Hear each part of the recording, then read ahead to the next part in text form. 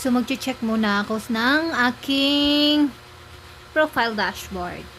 Ay! Ba't ako may flag content?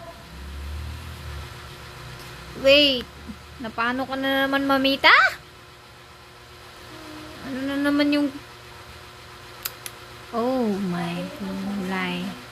Ano? It was a flag content. Oh.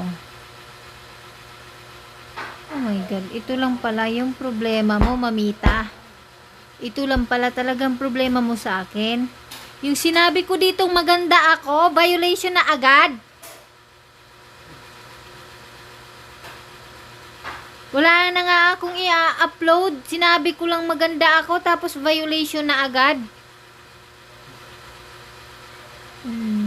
Sumusobra ka na, mamita, ha. Hindi ko alam kung ano ka, kung backlush ka o ano ka.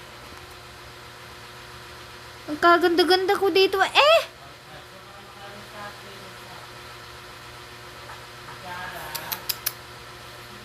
Choy, meron akong violation, Choy.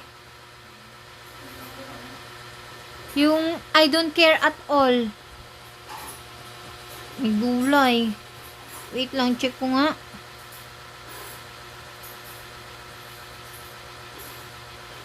Ay, naku naman. Ang daya naman. Si mamita ba talaga may problema sa akin? O ikaw na naman may problema sa akin? Hindi mo na naman tanggap na maganda ako. Sa Facebook na nga lang tayo gaganda ikaw ay nagagalit pa. Care at all.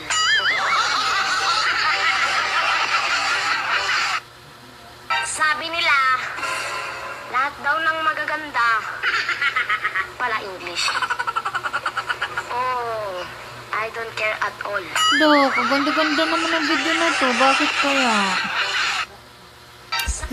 May kulay ka, mamita. Nagigigil ako sa'yo. Hindi ko alam kung anong gusto mo. Pero bakit yung mga ibang video na kahit halos na mag-anuhan na, wala kang problema, okay lang sa'yo? Ano ka? May pinipili kang tao? Bakla. Ay, naku, kabaklaan ni mamita. Kabaklosyan. Ay, bakit naman discussion of self-harm, suicide, depiction of violation, sexual... May yaputaka man si mamita man. Doon ka namin lampusan delete. Delete na. Hindi na kuya mag-apil-apil ya. Nami si imo ba? Di ka gidya gusto ya nga magambal kuya. Gwapa-gwapa kuya. Suyaan sa imo nga mamita ka. Okay, bye. Okay na? Wala na. Wala na yung ano ko. Flag content. Diyos ko Lord.